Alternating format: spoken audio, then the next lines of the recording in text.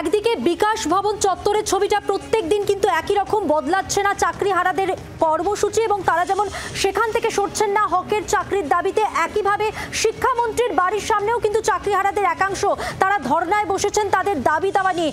এর আগে আপনাদের জানিয়েছিলাম যে শিক্ষামন্ত্রীর সঙ্গে দেখা করার আবেদন জানিয়ে তারা চিঠি দিয়েছিলেন, ইমেল করেছিলেন মুখ্যমন্ত্রীর সঙ্গে দেখা করার আবেদন নিয়ে, এবং আজ শিক্ষামন্ত্রীর বাড়ির সামনে তারা অবস্থান করছেন।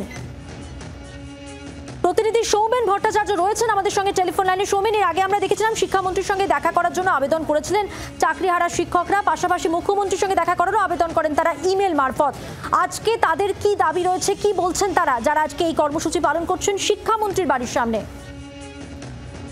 আমরা যেমনটা দেখতে পেলাম প্রায় ঘন্টা খানেক হয়ে গেছে, প্রায় দুপুর 2টো থেকে শিক্ষামন্ত্রী যে কালিন্দির বাড়ি রয়েছে সেই বাড়ির থেকে কিছুটা দূরেই তারা কিন্তু সেখানে আসে বিক্ষোভ দেখানোর জন্য, এবং তাদের যেটা দাবি যে এর আগেও তারা এখানে এসে বিক্ষোভ দেখিয়েছেন এবং শিক্ষামন্ত্রীর সাথে তারা দেখা করতে চাইছেন, কারণ এই চাকরিহারারা কিন্তু আজও আবার এসছেন এবং সেই মতো কিন্তু যখন তারা আসে সেখানে লেকটাউন থানা বিশাল পুলিশ বাহিনী তাদেরকে প্রথমেই আটকে দেয়। এই মুহূর্তে কিন্তু তারা যেখানে আটকে দেওয়া হয়েছে সেখানেই তারা বসে বিক্ষোভ দেখাচ্ছে, এবং তার পাশাপাশি তাদের যে দাবি রয়েছে শিক্ষামন্ত্রীর সাথে দেখা করতে দিতে হবে, এবং তার পাশাপাশি তাদের যে মাইনে বন্ধ হয়ে রয়েছে এবং সেই বিষয়টি কিন্তু শিক্ষামন্ত্রী যেন দেখে, এই আর্জি নিয়ে কিন্তু তারা সেখানে দাঁড়িয়ে বিক্ষোভ দেখাচ্ছে।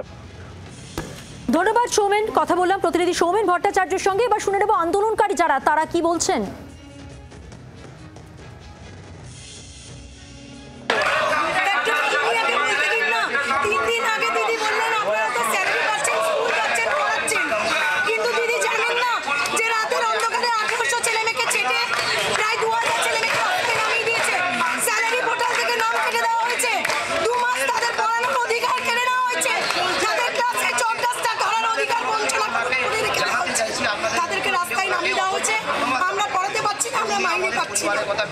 একটু কেন কয়েকটা দিদি আছে এই টিচারিটা বন্ধ করে একটু জানান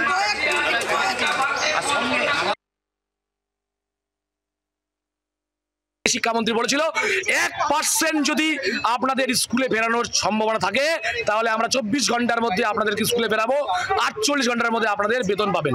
কিন্তু আমরা সেই লিগাল নোট সুপ্রিম কোর্টের সিনিয়র লয়ারকে দিয়ে সেই সুপ্রিম কোর্টের লিগাল নোট দেওয়ার পরেও আমরা কোনোভাবে স্কুলে ফিরতে পারছি না। আজকে আমরা পোর্টালে নাম দেখা সত্ত্বেও আমরা বেতন পাচ্ছি না। কেন কেন এই বঞ্চনা? আমরা যতক্ষণ পর্যন্ত শিক্ষামন্ত্রীর সাথে দেখা না করতে পারছি, আমরা দাবি পূরণ না হওয়া পর্যন্ত আমাদের অবস্থান বিক্ষোভ চলবে। বাংলার আওয়াজ, বাঙালির আবেগ, জি 24 ঘন্টা।